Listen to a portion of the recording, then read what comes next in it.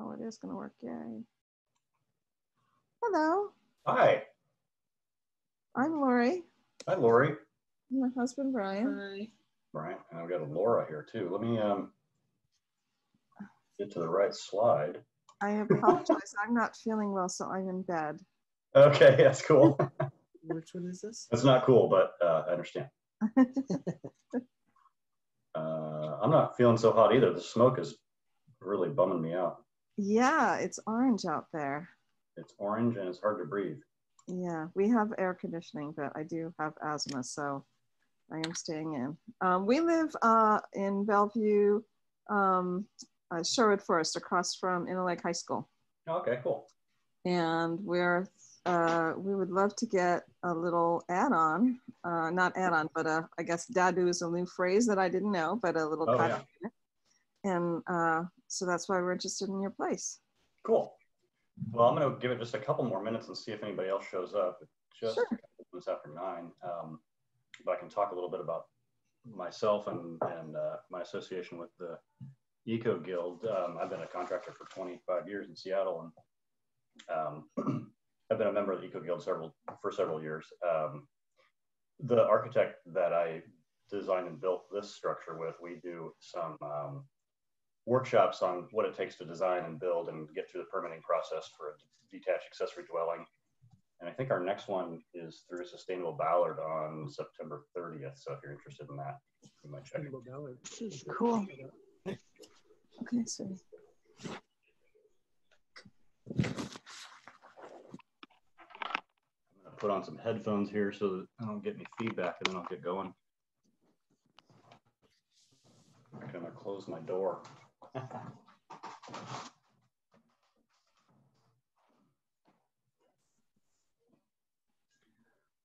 All right, well, I've set up, can everybody hear me okay? Yep. Great. I've set up this slideshow sort of in the order in which one might tour this cottage, just to try to make it seem logical. And there's a couple of shots with some floor plans, and I'll kind of walk through what I think are the highlights. Feel free to jump in at any moment and just ask questions. I'm going to open up my chat box in case you want to chat instead of talk, but I'm perfectly happy just talking. Chat box, where'd it go? Give me just a second to find it. Away.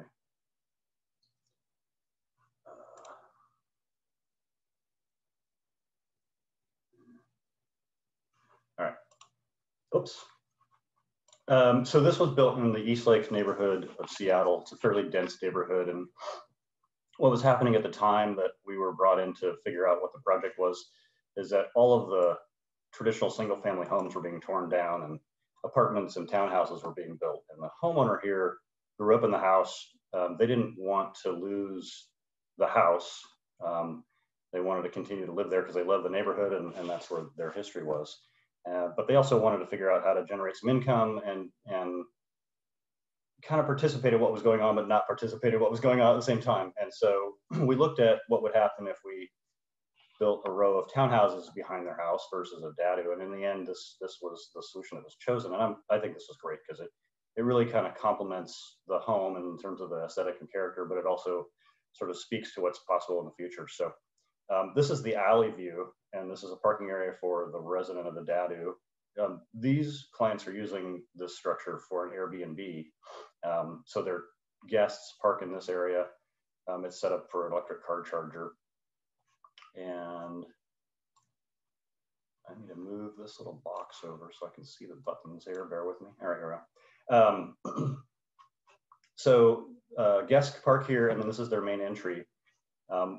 Because this is the alley and it's a shared resource for garbage and stuff, there's a little gate off here to the right, which allows the homeowner to bring up their stuff and park it in the alley for garbage pickup. So as the guest comes into the DADU, this is their main entry. This is set up as a split level because the lot is sloped. So as you come in the front door, this main level is sort of like your traditional split level foyer. And then as you can see, you can take a step down to the right or straight up into the main living area. But from this entry point, if you rotate around to the right, there's a little area that now it's currently got a little armoire in there for coats and stuff, but at this time, a little bench for taking off your shoes, and then a 3/4 bath with a full shower, toilet, and sink. Back off to the to the right as you come in the door. And then, so this is the floor plan of that area. So this is where we were standing just now. We're going to go up into this main living area. There's a loft above the bathroom. And then after we've seen that, we'll come back around and down these stairs into the downstairs master bedroom. So this is the kitchen area. We tried to keep it fairly slim and simple since it's primarily for Airbnb's guests, although, you know, you could certainly live there. The homeowners moved in here for several months after we finished when they didn't want to move back into the house. But, so these are actually IKEA cabinets. We chose that both for cost and sustainability reasons. IKEA is actually a fairly sustainable product. And then the granite countertops were repurposed. The homeowners had a friend who worked in a granite fabrication place, so this was a leftover from a larger project. Mini split heat pump heats and cools this space. This gentleman here is Bruce. He was our designer for the project. I work with him on most of my detached accessory dwelling projects. He may be popping in sometime today. High efficiency, Energy Star refrigerator. There's an induction cooktop back here and a 24-inch convection oven. The dishwasher is actually behind this set of what looks like drawers. So this is back facing toward the entry. This wood here, this cladding around the fire, or what we called the fireplace, was salvaged, repurposed, upcycled material that came, I think, from a barn, and they milled it back down, and we put it up as beadboard, or beadboard's the wrong word. I'll think of it in a second. Shiplap. I'm doing my home tour, but they're doing it live, which is weird, which means I'm going to miss everything because all of my homes are at the same time. So. Oh. Well, this only lasts about 10 minutes, so you should be able to cycle back. And I don't think they're putting a limit, so you can just pop back in. Oh, great. Thanks. Yeah. So if we were standing in this main living area and we go up these stairs, hook around behind this fireplace structure, there's some open treads here that lead you up into the sleeping loft. These were actually cutoffs from the structural build of this project. And then this is the sleeping loft that, if you looked out this little triangle, would overlook the sleep or the main living area. So that's a full-size queen bed in there. I wasn't finding these. I'm going to take a moment to ask everyone to put their microphones on mute unless you have a specific question, so we don't get a bunch of feedback. Thank you. So from this loft, we're going to head back downstairs, walk through the main living area, and then we'll take you down into the lower level master bedroom. So we were just above this entry foyer. We're going to come down these stairs, come back to the main living area, wrap all the way back around, and drop down the stairs again below. So this is the lower level that we're about to enter into. And the next photograph you're going to see is taken from this location here, looking this way. So we've got polished concrete floors, some exposed concrete walls for sort of an aesthetic look. Again, more reclaimed, recycled shiplap material here. And this vanity was actually a dresser that the homeowner found in a consignment shop, and we repurposed as the vanity.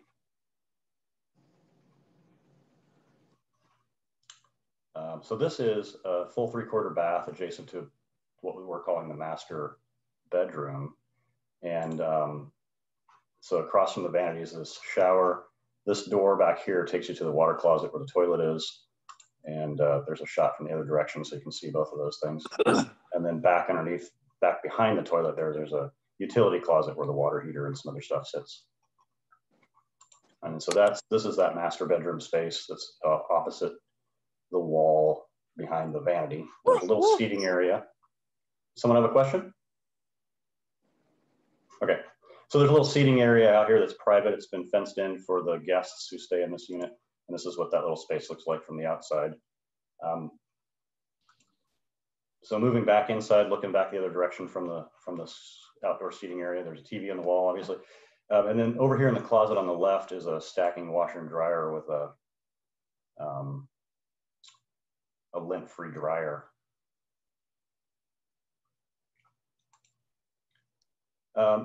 This is, I'm gonna move this little guy over. So if we were out, just kind of give some context here. If we were out in this space, The photograph I'm going to lead you to next is shot from behind where this image was taken. And this is what the main house has for their backyard. So there's a gate here that separates this downstairs outdoor space for the guests from the main family's outdoor living area. And then we're back out at the beginning. This is the alley view again. This is that gate that the homeowners use to bring their recycles and stuff out. We'll talk a little bit just briefly about the construction and some of the things we did for construction, since there were some sustainability objectives trying to be met here. So as I mentioned at the beginning of this presentation, these folks were trying to build something that was contextual to the neighborhood, but that also sort of mitigated the impacts of all this growth that was happening. So you'll see that there was this row of townhomes that just got built right next to their backyard. And so part of the design intent here was to figure out how to create a light, airy space that also felt private, given the fact that otherwise they could feel like a fishbowl in that zone there. So that's what led to those vaulted ceilings and the windows that face south. And then there, you notice there were some clear story windows on this, which is the north side, that allowed us some light to come in, but didn't allow these folks to look down into the DADU. This is a view from above, looking down into what was to become the master bedroom that we just walked through. And this is inside that master bedroom. This kind of shows off how those vaulted ceilings were designed. And we didn't do advanced framing here, but we wanted to try to minimize our lumber use. So we used these little clips up here that hold the headers on. That allowed us to reduce the number of framing members that hold up these guys by about half.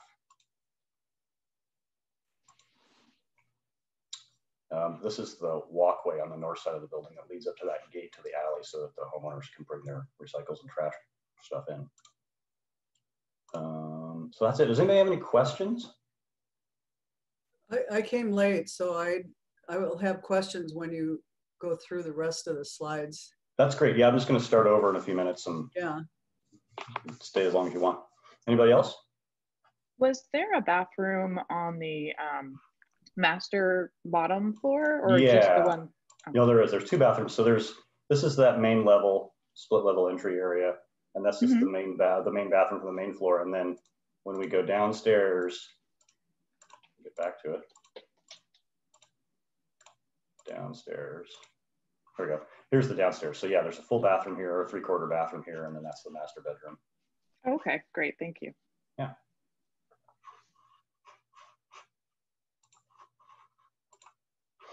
Anybody else have any questions? So what are the energy statistics? In the chat. Oops, sorry, we have two people okay. talking. Go ahead. Someone was asking about energy something. Yeah, I was wondering what the stats were on the energy. You know, we haven't commissioned it. It's got a 22 SEER heating, cooling, mini split heat pump, but we never commissioned the building, so we don't know exactly what's happening. And we didn't do any energy calculations to project what was going to happen. We just knew we wanted to do something that exceeded code by some degree. When I work with clients to figure out what their sustainability objectives are, we just kind of talk about what do you want to achieve and what level of detail do you want to get to. We could certainly have done more, but these folks really weren't super driven by seeing what the ultimate performance was. They just knew they wanted to do something a little above code.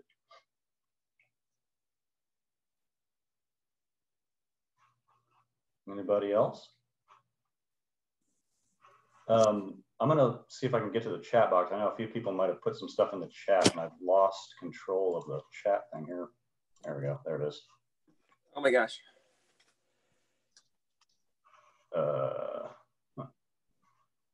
Chat, there it is. Okay, R value, the roof and walls. So the walls are, let's see, let's do some quick math here. And so there are 26 because we've got an inch of rigid foam on the outside and R21 in the walls. And there's a rain screen siding application, but the effective insulated value is R26. I guess if you calculate the lumber, it probably pushes up to R27. The square footage, yeah, that's a great question. So this is a full 800 square feet. And the cost to construct, I think it was $360, but I have misplaced my notes. Bear with me for a minute, I'll dig that up. Let's see. Any other questions while I'm looking for this? I just put one in the chat box.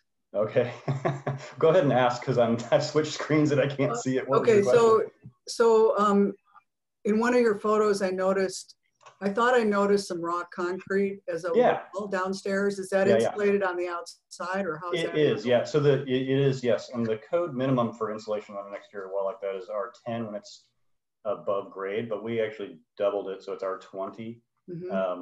Actually, I think we went to we had 5 inches, so that's R25. We built it up extra to insulate those walls. So the total square foot is 800 square feet. What is the footprint? Because it looks like it's 3 levels. So so the footprint, I'm just pulling this stuff up now. So getting back to the cost to construct, it was $365 plus tax, and that was in 2018 dollars. Bear in mind that in Seattle, the rate of increase per year of construction costs is about 15%. The footprint was 448 square feet. And so the reason that you can't just double that is that because it's a split level, I'm going to go back to the floor plan and explain this, but the main floor entry and bathroom are not over the basement. And then the loft is obviously not over the entire structure. So when you split it up, it works out that the footprint is doing the same thing it was doing. Total interior is 800 square feet. Having a breakdown. Hey, hacking down.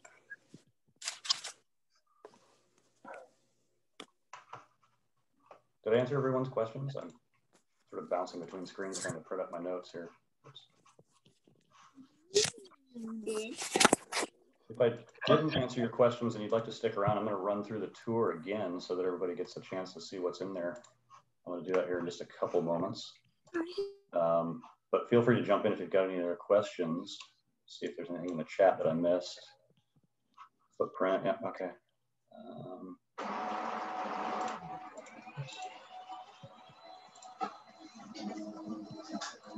Oh, I think I see Bruce. Did Bruce show up?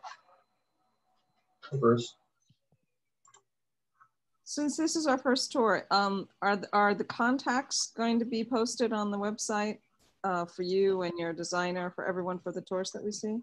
So if you go to the index, it lists who did each project and their names are in there. And then there's probably not contact info for everybody because for those of us who run small businesses, if we put our contact info on the web, we get sold all kinds of things we don't want. But most of us, if you go to our websites, you'll find a form. I think you can send in an inquiry. Thank you so much. I'm going to drop out and go to another one. All right, so I'm just going to start this over. So if anybody wants to ask a question before I get going, feel free. Otherwise, I'm going to start walking through the project.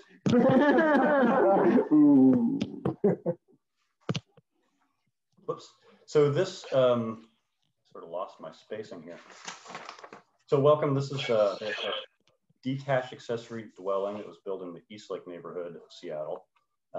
When we met with the clients initially, there was a lot happening in this neighborhood. A lot of density was getting built around them. And you'll notice in some of the subsequent slides that there's a three-unit townhome built right next to this structure. So one of the objectives here was to figure out how to develop the property in a way that was contextual to the original neighborhood, but also kind of mitigate what was going on without detracting from all the growth. So actually, Bruce Parker's here, and I'm going to say, Bruce, feel free to jump in at any time. Bruce was the designer on this project, and so he may want to lend a few insights as well, but I'll start by just saying, so this is the alley view of this structure, and these clients built this as an Airbnb. And so this is the parking area where their guests can park, and it's wired up for an electric car charger. And I'm going to walk you folks through what it's like just to tour the building. So we're going to go in through the front door and walk through the spaces in a sort of logical order here. So this was designed as a split level structure, both because the lot was very sloped. So there's a upper level and a lower level. And we had to figure out how to create a relatively accessible entry. So Bruce came up with this split level design that allows the resident or the tenant to come in off the alley. And then as you come in the front door, there's sort of a foyer area here right in front of us, which has a bathroom and a little area to take off your coat and shoes. And then you'll see as you step past that, there's stairs that go down, and we'll look at the master, what we're calling the master bedroom down there. And then up in through here is the main living area. Above us in this, above this open ceiling that you see is a sleeping loft. So from this main foyer entry area, if you turned around, there's a little area to take off coats and shoes, and then a full 3/4 bath back in the corner here. For those of you who are just joining me, feel free to jump in at any time. If you could please leave your microphones muted until you have a question, then feel free to just ask away. I can't see the chat box from here, so if you've got something that you put in the chat, you feel free just to speak up. So this is a floor plan view of where we're at. So right now we're standing in this entry. We're just looking into the bathroom. We're now going to step up into this main living area, take a few looks around there, and then we'll walk up these stairs into the loft, which lives above the entry and bathroom. So this is the main living kitchen area. Everything's based on a 24-inch increment. So the stove, the refrigerator, the sink base, the dishwasher are all 24 inches to save a little bit of space.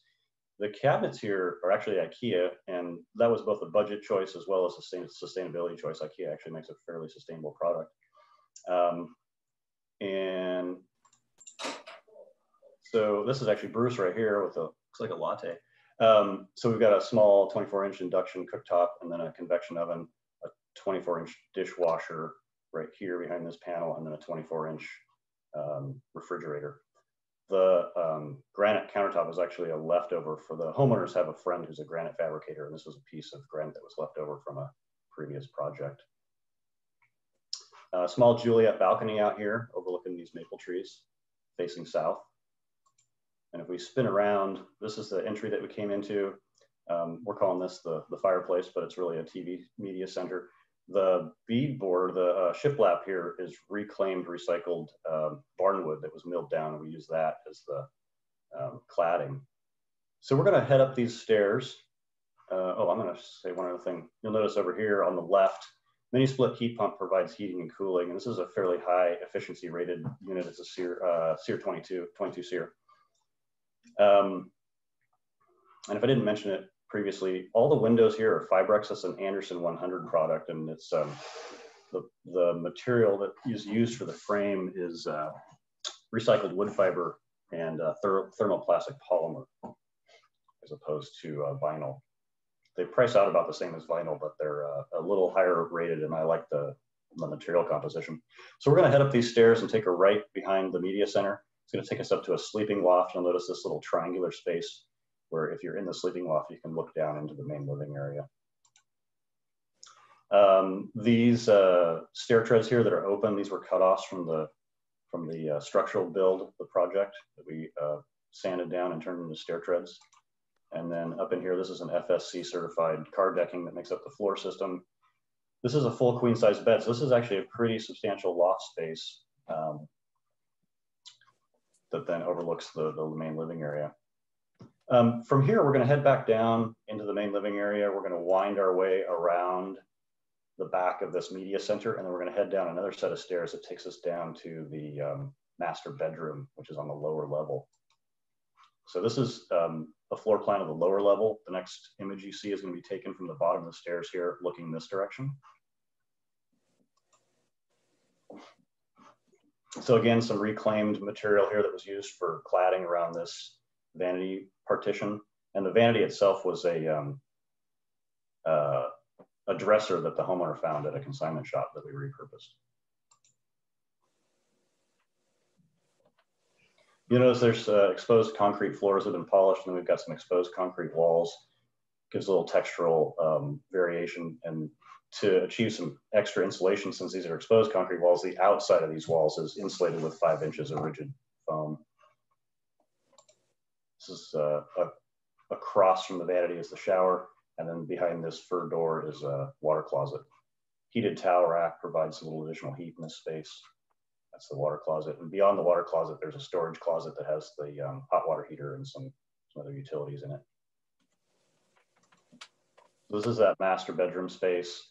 You'll notice there's a private outdoor seating area for guests in this space that's fully fenced. This is actually a photograph of that outdoor space. In a subsequent photograph, we'll see what what the main house's backyard looks like, so you can see how these two spaces interrelate. So this is looking back from the sliding glass doors in the master bedroom. This cladded area is the opposite wall from the vanity. And over in this closet is a stacking washer and dryer with a lint-free dryer.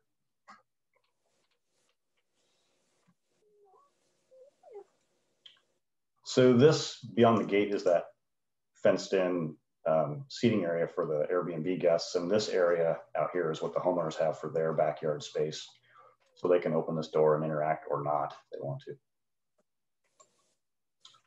So now we're back out at the alley level where the guests can enter and come and go. Since the homeowners share this space for municipal services, pickups, garbage, and recycle, they've got this gate with a path around the side to get in and out of there. Couple pictures about that show the build process here. You can see a row of townhomes that was being built right next door. So again, the design had to take into account what was going to happen there. That's why most of the windows face south. The windows that do face north are fairly high up, they're clear story, and some of them are frosted. But we get a lot of really nice natural light and pretty open spaces. This is that master bedroom level that's being built. This is a shot of the master bedroom from below. One thing I want to mention, we didn't have the luxury of doing advanced framing, but we tried to save on material a little bit by using these what are called header hangers. This allows us to reduce the lumber that holds up the headers by about half. There's a close-up of what those look like, and there's foam stuffed in between these members, so those are insulated. This is that side path that the homeowners used to be able to get to the alley. Here you can see where we boxed out that exposed concrete foundation with 5 inches of foam. Get some extra R value there. And that's my tour. Does anybody have any questions, or does Bruce want to interject anything?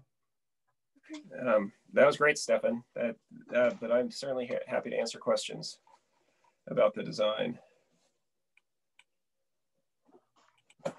Anybody there? How many people do we have? We've only got 4 or 5 people. Okay, I can't see. I don't think it's possible for me to do gallery view, but yeah, I can say I'm happy. That's really neat to see those construction photos, and that was a good walkthrough. I hope that someday in the not too distant future we can do a video walkthrough. I think that would kind of we should do that for people. Does anybody else have any questions? So hopefully you've all had a chance to sign up for some of the other projects. Even if you signed up for multiple projects at the same time, there's no time limit, so you should be able to pop into any other project at any other time. I'm going to stop my share and just check and see if there's anything in the, oh, we got a few more folks here. I'm going to see if there's anything in the chat box that I missed. I don't see any new questions here. I'm going to say a few other things about this project, just in case we didn't cover it. Let me get back to the pictures. Somebody earlier had asked about what's the total square footage. So the total interior square footage is 800 square feet.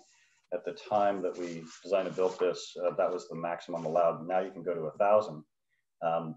But even though we've got 800 square feet of interior floor area, the footprint is only 448 square feet. We finished construction in 2018. Took about 9 months to build. And the final construction budget, once everything was done, was about $365,000 plus tax. Now that's 2018 value. So if you figure that construction costs increase between 10 and 15% a year, you can kind of do some math to figure out what it might cost now.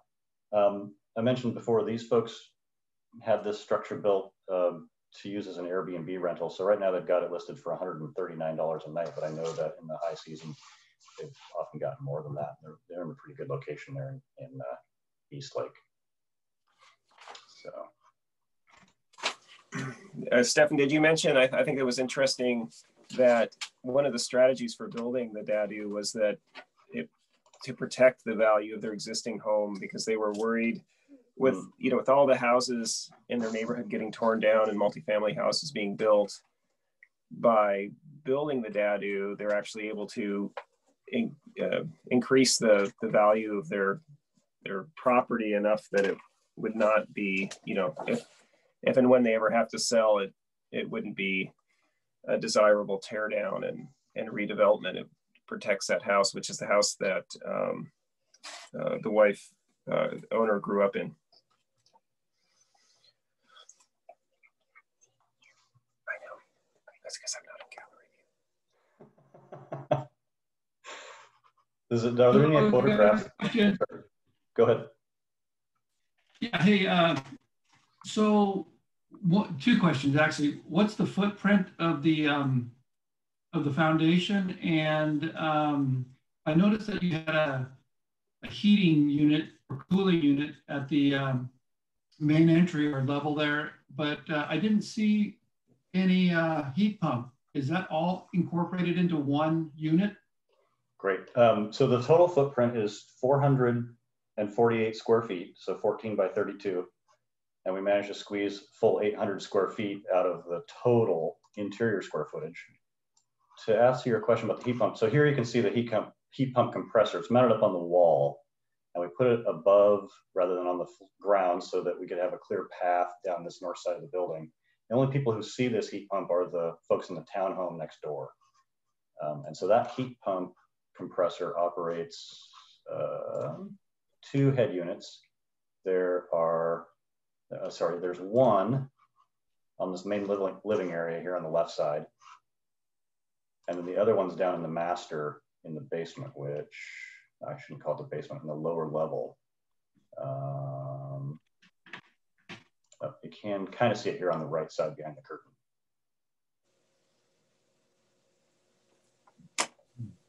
I think it's interesting to note that, so when it was built in 2018, we had that summer where we had all the forest fire smoke, kind of like we have right now.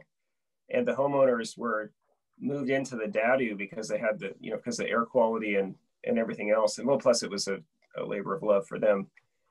They were reluctant to move out again, even though it was way too small for their family of 4.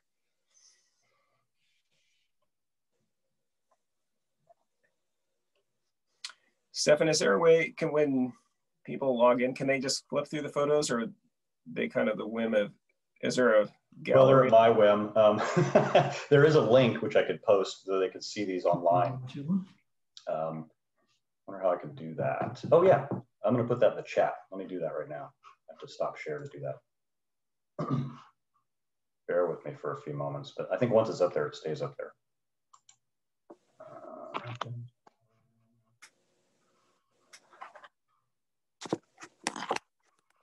While I'm playing around with this, does anybody have any other questions?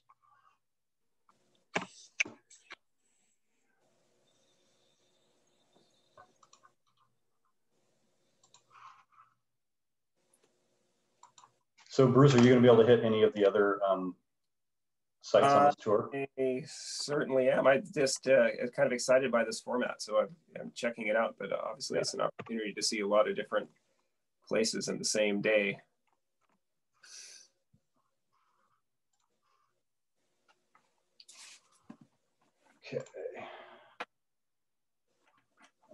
Okay. I saw a question just kind of flash up there. ACH. We didn't do an ACH test. Well, let me put that a different way. So the building code has a provision for how to test for ACH under all new construction. However, the city of Seattle hasn't required that testing to be implemented until I think it's 2021. So we did not do an ACH test on this house. So I don't have an answer for you. What we did do, again, I mentioned this in one of the earlier conversations, when we meet with folks to talk about their sustainability objectives, we try to get an understanding of what they're interested in, and we build to suit that. So for these folks, they wanted to do something that was a little bit above code minimum, try to be a little better than the rest of the folks out there, but they didn't have any specific objectives in terms of air tightness or energy efficiency. So it was left to us to kind of come up with a balance of budget and objective. So, we did some things. We boosted the insulation in the walls and the floors and the foundation a little bit. And we put in a slightly higher rated heat pump than people might normally put in. And then of course we've got the Energy Star lighting and appliances and stuff, but we didn't go full bore. Ventilation. We did not begin because we weren't trying to shoot for any particular objective. We don't have an HRV or anything like that running. So we just got the required required ventilation requirements of a whole house fan.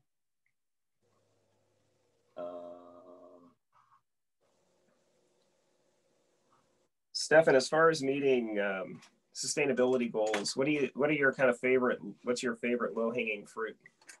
Well, it's for me, it's a little bit of energy and it's a little bit of just process. So there's some stuff we do as a matter of just standard procedure, how we deal with material waste and ordering and how we try to minimize material use and that kind of stuff.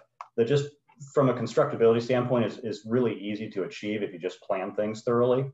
And you know, it's not the kind of glitzy stuff that you can walk around and sort of touch, but it makes a difference. You know, if you can reduce the lumber by even 10%, that's a huge thing in terms of material use and waste. And then we take all of our waste and have it sent to a sorting facility. So anything that can be recycled or repurposed gets pulled out, and things that need to go to landfill. And then there's even a process in that sorting facility that takes some stuff that can be used for industrial manufacturing or for industrial fill, and it separates that stuff out as well. Hey, Bruce, I'm trying to figure out how I can post my link in the chat box. Oh, wait, maybe it's here. If you have some idea of what I'm supposed to do, Yeah. I'm going to post. Okay, there's a link in the chat that takes you to this presentation online, and you can scroll through at your leisure. I'll repost it again in a little while in case it falls off the list there. Let's see. Oh yeah, I see it. All right. Any other questions from anybody? If there aren't any other questions, I'm going to start the presentation over again so that if there's new folks who've cycled in, they can see what's happening here, unless Bruce has something he wants to say. Oh, no. All right. Let me get this back to there. Okay. So this is a detached accessory dwelling unit built in Seattle's Eastlake neighborhood. We have with us, fortunately today, for those of you who are new, is Bruce Parker. He was our designer on the project. And Bruce, just jump in at any time and share your thoughts. I know that the homeowners that had us design and build this project, Colette had grown up in this home. This was her childhood home. And so one of her goals here was to stay in the house and figure out a way to preserve the value of that property at a time when all the other homes in the neighborhood were being torn down and apartments and townhomes were being put in their place. And so part of the design strategy here was, how do we come up with something that's complementary in terms of aesthetic, but also allowed the homeowners to sort of participate in the growth that was happening and not devalue that property later if they chose to sell. So ultimately, we landed on the detached accessory dwelling as a nice scaled approach to that. So this thing was built as a Airbnb rental. This is the alley view that you're looking at right now. And this parking area is reserved for the guests or the tenants. There's an electric car charging port here that just hasn't been connected at the time the photo was taken. This little area to the right of the porch is obviously where they can put their garbage and recycle. So the homeowners have access to around the side of the building from this gate on the north side, so they can bring their recycles and stuff up. So I'm going to walk you folks through the building just as you might tour it if you were there in person. Feel free to jump in and ask questions at any time. I can't see the chat box from where I am, so if you have a question, just unmute yourself and speak up. So we come a couple steps up to the front door.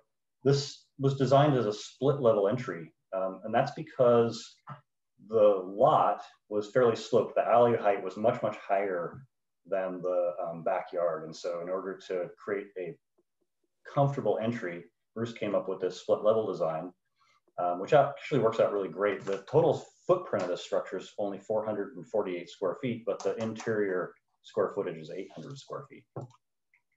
So as we come into the main entry, this split level foyer has an area off to the right here where you can take off your shoes and coats.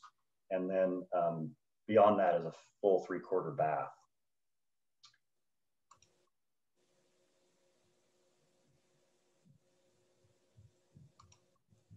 So this is a floor plan. The images we just saw were taken from this zone right here. We're now going to walk up into the main living area, look at the kitchen and the living space. And then we're going to walk up these other stairs. We're going to wrap around this volume here. We're going to walk up these stairs.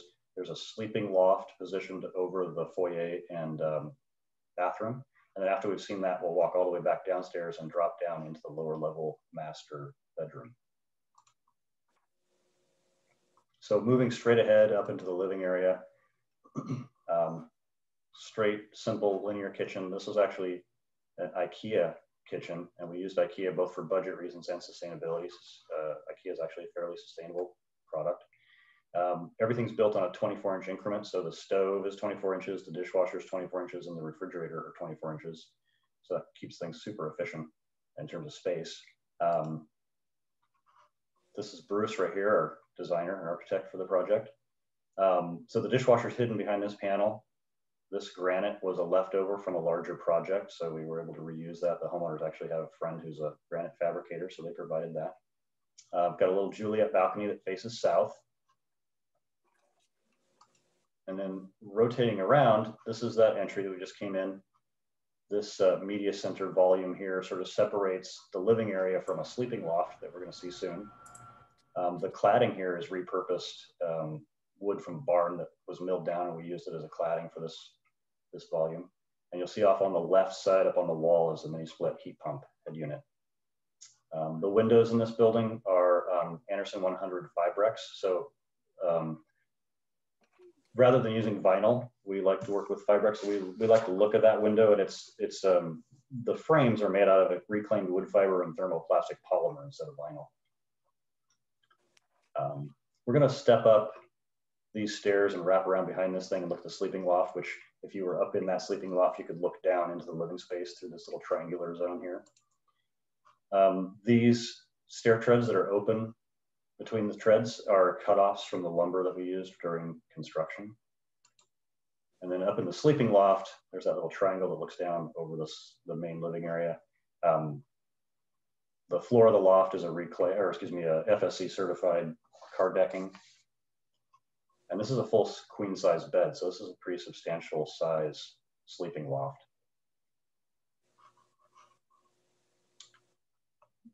So we're going to head back downstairs now and head toward the master bedroom. So right now that sleeping loft that we were in is over the foyer entry and bathroom. We're going to head back down these stairs, come back down through the main living area, step back into the foyer, and then head down the stairs into the lower level. This is that lower level floor plan. The entry space was back here. The next photograph you see is going to be taken from the bottom of these stairs looking down the hallway. So here again, we had another opportunity to use some salvage material. So this cladding on this partition is salvaged barnwood.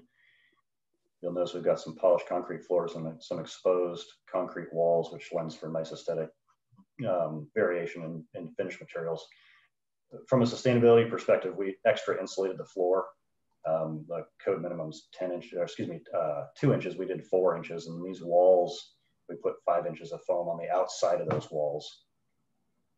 This vanity is a repurposed dresser that we used as the bathroom vanity.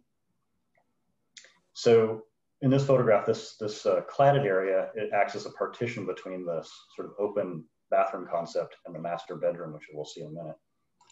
This is the shower that's across the way from the vanity. And in this door is where the water closet lives. So there's a photograph taken from the other direction, we can see the toilet there. And then this closet back here holds some of the utilities. The heated towel rack helps provide a little extra heat. This is that master bedroom space. There's a private outdoor seating area that's fenced in for guests. This is what that seating area looks like from the outside. And in a subsequent photograph, you'll see that's taken from further behind where this was shot. You'll get to see what the homeowner's backyard looks like relative to this space. So again, this is taken from just inside those sliding glass doors. This is that cladded partition that separates the bathroom from the master bedroom area. Here's the second mini split heat pump head that provides heating and cooling. And then in this closet, there's a lint-free dryer and stack washer dryer assembly.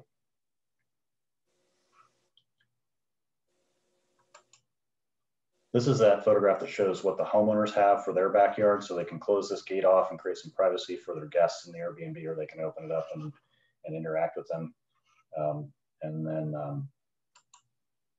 we're back up at the alley level again, where the guests come and go. And this is that gate that allows the homeowners to come back around to the alley. I'm going to show some photographs of the construction process because it helps explain sort of what the site conditions were and some of the other design informants. So you'll notice that this row of townhouses is just built next door to our construction site. So one of the design objectives here, as we mentioned at the beginning of this conversation, was how do we sort of preserve the value of the existing property without degrading its sort of contextual and architectural value. And so the DADU was designed as a split level to accommodate the sloped site, but almost all the windows are on the south side, and those windows that are on the north side are either up high or they're frosted so that there's privacy. And we did a couple of things. Well, before I get to that, this is a view of that lower level master bedroom during construction, shot from the inside. And there's a good contextual photo that shows sort of the massing and the size of this project relative to the townhomes next door. And this is that side pathway that the homeowners can use to get up around to the alley. We were trying to figure out some different ways to minimize lumber use and waste. And so one of the things we did was we used these, what are called header hangers, that allowed us to reduce the lumber required to frame windows and doors by about 5 or 7%. These headers over the windows are stuffed with insulation. So there's a member on the outside and the inside, and there's a rigid insulation through the center. So those are insulated as well. Another shot of that side walkway. This photograph shows where we've extra insulated the exterior concrete walls that were exposed in the lower level. Those all got 5 inches of insulation. And that's the tour. Does anybody have any questions? Great, I'm going to say a few things just in case it didn't get conveyed if you're just stepping in. So this is a detached accessory dwelling unit built in Seattle's Eastlake neighborhood. It's a total of 800 square feet internal square footage, and the footprint is 14 by 32, 448 square feet. The project was completed in 2018, took about 9 months to build. And the final construction budget was about $365,000 plus tax in 2018. Bear in mind that construction costs increase about 10 to 15% a year in Seattle. Right now, this is on Airbnb for $139 a night. So if you need a place to stay, it's there. Bruce, did you want to add anything to that? Well, I think just I think it illustrates that the design can really be catered to the site. They actually had, prior to our involvement, there was, they had hired someone to design a townhouse in the back under the multifamily code, and it actually didn't pan out financially, and they hired us to design the DADU. The DADU actually ended up with more square footage, more usable square footage than the townhouse they had originally designed back there. And financially, the main driver was the sewer and water connection, which for a townhouse would have had to go out to the street. And with the DADU, we were able to utilize the existing service, which saved them about $100,000. So good from that standpoint. But there was an awful lot of tweaking to make this work. I think I'm particularly proud of the circulation and the split level. That's really efficient. We even had this designed as a 3-bedroom at one point. Then with 2 bedrooms downstairs, and it ended up with just a larger master suite downstairs. And really, I mean, nicely done. The finishes and were largely picked out by the owner, who did a great job. And I think, Stefan, I don't know if you mentioned this time some of the reclaimed that reclaimed dresser and as a bathroom vanity, I think was a particularly nice touch. Yeah. I'm just checking the chat box. Let's see. That's some nice feedback. Thank you for the feedback in the text box. If you folks didn't get it, there's a link in the text box that takes you to an online slideshow of this project that you're welcome to preview at your leisure. Do we have anybody new who's joined us just in the last few moments?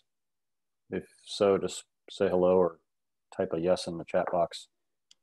I'm going to take a pause for a few minutes here, and then I'll start over with the presentation again for folks who are new. Oh, I heard a little noise, but I don't know what it means. Yeah. I think that means somebody new is here. Let's see.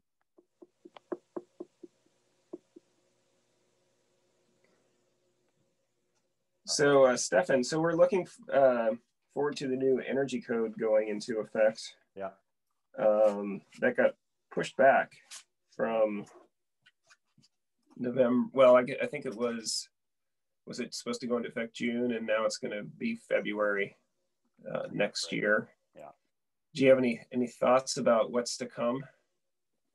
Oh, I can't say I have any thoughts. I look at all those as opportunities. You know, a lot of folks I shouldn't say a lot of folks, some folks in the building industry get frustrated with every time there's a code change that's intended to be an improvement.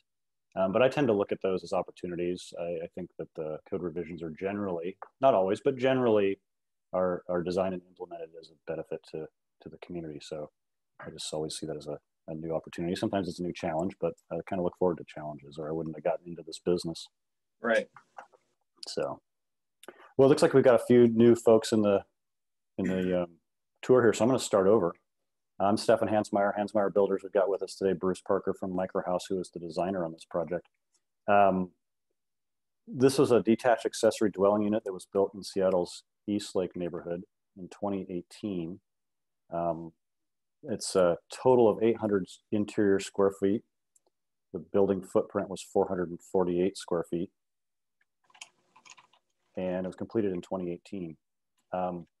So Seattle's Eastlake neighborhood, if you're not familiar, is really quickly becoming a pretty dense space. The zoning now allows for lots of multifamily homes. And originally, stepping back a little bit, the homeowners here grew up in the home. Colette grew up in this home, and this was where she was raised. And so she was really struggling with, you know, how do I preserve my home and my neighborhood? How do I create something that's contextual, but how do I, you know, and not, how do I preserve what's here? How do I preserve the value of what's here? So if I sell this home in the future, I haven't degraded it by, you know, just building a garage in the back or something like that when land values are going up so much.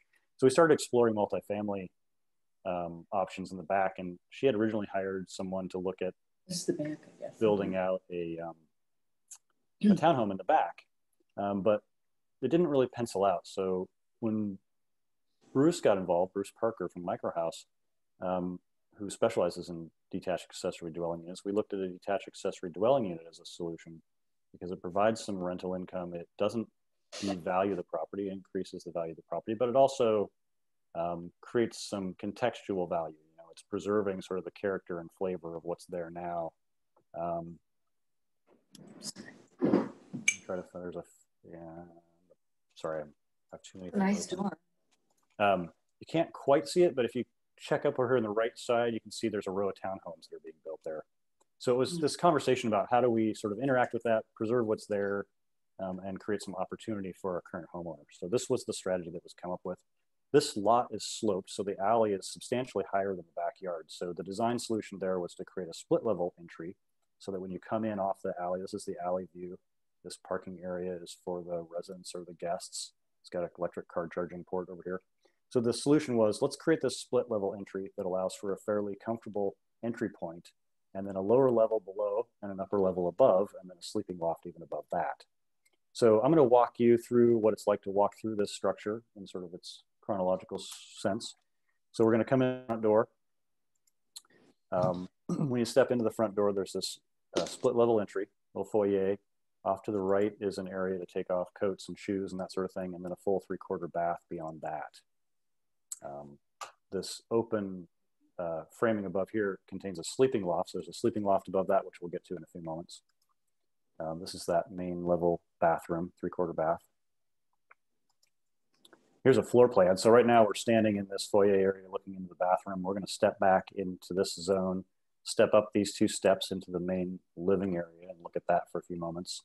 And then we'll wind our way up around this volume here, up into the sleeping loft, which is located above the bathroom and entry. And after we look at that, we'll come back downstairs, wrap back around and down into the lower level. So coming in the front door, you can either go down to the right or straight up. We're going to go straight up. This is the kitchen that you could see in the previous photograph beyond. Yeah, I noticed people, they don't use much furniture anymore. I mean, knickknacks. I'm going to ask everyone to mute their computers. And if you have a specific question, just jump in and unmute yourself. I can't see the chat box from here. So if you put something in the chat box, I probably won't see it until the end of the presentation. But if you want to ask a question, feel free to jump in at any time. But until then, just ask everyone to mute. So this is an IKEA kitchen. This was done both for budget reasons as well as sustainability, because IKEA is a relatively sustainable product. And all the kitchen components are laid out in 24-inch increments. So the stove, there's a convection oven and a 24-inch induction cooktop, 24-inch sink cabinet, 24-inch refrigerator here, and a 24-inch dishwasher here. The black granite countertop is a leftover from a larger project. And this gentleman here is Bruce Parker, who is our designer. You'll notice that the windows are offset in color. Those are Anderson 100. They're a Fibrex product. We chose that over vinyl because they perform just as well, not a little better. They price out like a vinyl window, but instead of being made from vinyl, they're made out of reclaimed wood fiber and a thermoplastic polymer. Okay, so this is the opposite view of that main living area. This is where you entered the DADU. This little media center is clad with some reclaimed barn wood that was milled down. We used it as a shiplap cladding for this volume here. Off to the left on the wall is a head unit for a mini split heat system. If you didn't catch this in the description of the project, this is an Energy Star rated 22 SEER mini split heat pump. So that's about the most efficient heat pump you can purchase. From here, we're going to step up these stairs, wind our way back behind this media center, up into the sleeping loft. This little triangle overlooks the living area from the sleeping loft. These treads here with the open space between that make up the stairs, those are cutoffs from our structural build that we sanded and finished as stairs. And this is a picture of the sleeping loft looking back toward the kitchen end of the main living area. The floor here is FSC certified car decking. This is a full-size queen bed, so this is a pretty substantial sleeping loft for a small space like this. And it's got a little closet. Behind us to the right is a window. All the lighting in this DADU is Energy Star LED. The appliances are all Energy Star. Okay, so we're up in the sleeping loft, which is above the entry and bathroom. We're gonna wind our way back down the stairs, come back through the main living area, drop back down to the entry, split level entry zone, and then we're gonna descend another set of stairs down to the master bedroom. This is a floor plan at the lower level that we're gonna enter into next. This is below the main living area. It's got a full 3/4 bath, utility closet underneath the stairs. This next photograph you see is gonna be taken from the bottom of the stairs looking this direction. So downstairs, did I hear a question? Nope, all right. Just jump in. If anybody has a question, just jump in. I cannot see the chat box from where I'm at. So if you put something in the chat, I'll have to look at it after the presentation, but feel free to demute yourself and ask a question if you have one. So we've done polished concrete floors on the floor. We've done some exposed concrete walls for some textural variation. Those concrete walls were extra insulated on the outside. They've got 5 inches of rigid foam on the outside of those concrete walls, and then our floor was insulated with 4 inches instead of the code minimum of 2. So again, we've got some cladding material that we used that was repurposed from an old barn, remilled, and this vanity is actually a dresser that we repurposed as the vanity. So what you're looking at here is obviously the vanity, but on the opposite side of this partition is the master bedroom. So it's an open floor plan concept. Across from the vanity is the shower, and inside this little closet is the water closet. This is a shot from the other direction, so you can see the toilet. This door back beyond is the door to the utility space underneath the stairs. This is that main bedroom on the ground or lower level floor. There's a private fenced in seating area outside through these sliding glass doors. In a subsequent photograph that we'll show in a few more slides, you'll see what the homeowner's backyard looks like relative to this space. So this is looking back the other direction from those sliding glass doors. This is the partition that separates the vanity and bath from the master bedroom. Up on the right here behind the curtain, you can see the other mini split heat pump head. In this double closet, we put in a stacking washer and dryer with a lint-free dryer.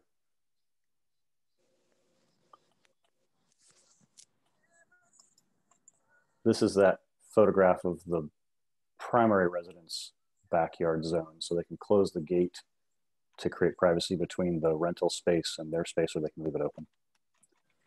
And then we're back out at the alley view where the guests come and go from.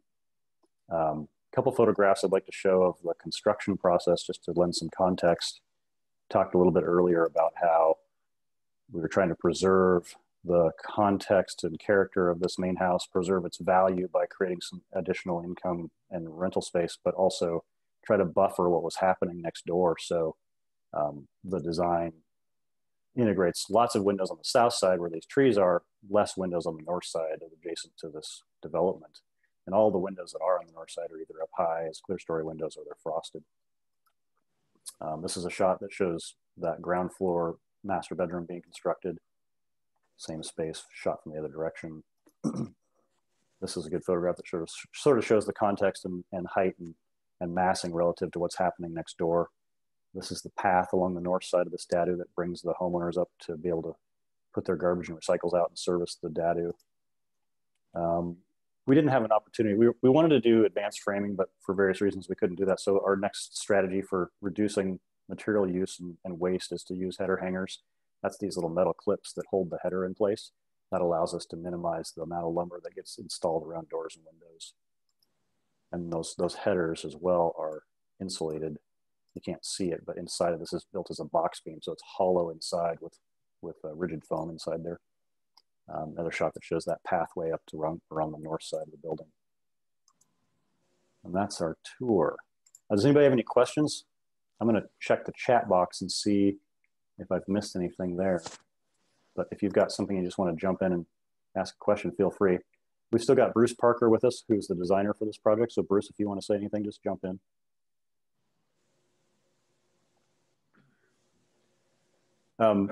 For everyone's, if you're interested, there's a link in the chat box that will take you to this slide presentation if you'd like to look at it at your leisure.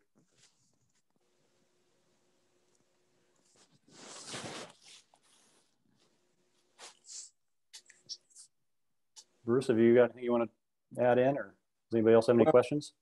Yeah, so I think it's interesting with, if you can now have both a DADU and an ADU. So I'm fielding more requests for those and designing more of those.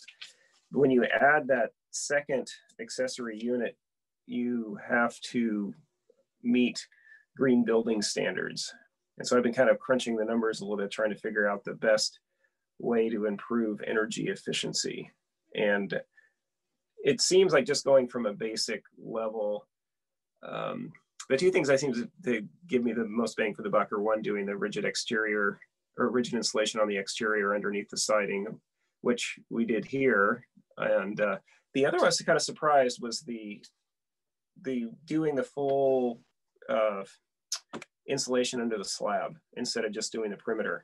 Had a really pretty big impact, and I was a little surprised by that. But I know we do that sometimes anyway, because it's really, once the footprint's pretty small, you know, that a little bit of extra rigid insulation isn't that much. Yeah, it really isn't. And I always try to encourage folks, just do it. Actually, I don't even ask anymore. We just automatically install the full 2-inch throughout the whole slab. But in this particular project, we did 4 inches. Yeah. Well, on this one, I think one of the other advantages, because we were partially below grade, is you got to have that exposed concrete downstairs, because we had the insulation and the nice thermal break on the outside, and you get to have the exposed concrete on the inside, which this was partially aesthetic, but primarily just because we had such limited space, we didn't have room to put a furring wall on the inside. But I think that worked out really well. Awesome. Is there anybody here who just joined us? If you could just type yes in the chat box, or just shout out yes, unmute yourself and say yes. I've lost track of who's come and gone because we've had a lot of visitors. Right. Well, it looks like I see Angie, Benji, and Susan. Have any of you folks just arrived? That is all the information I have. Okay. Well, I'm going to take a short break, maybe 5 minutes, and then come back. So feel free to cycle back. For Andy and Benji are the only folks left. So just be aware that you can drop in and out of any of the tours you want to at any time, even though you may have selected a specific time. That was really just intended to kind of break up the flow a little bit so that the presenters aren't overwhelmed. But you can pop back in at any time. I'm going to take about a 5-minute break, and I'll be back at 10:15-ish, 10:16. All right. All right, Stefan, I'm going to go check out some of the other. Oh yeah, let me know what you see. Right. All right. Okay. Thank you. Cool. See ya.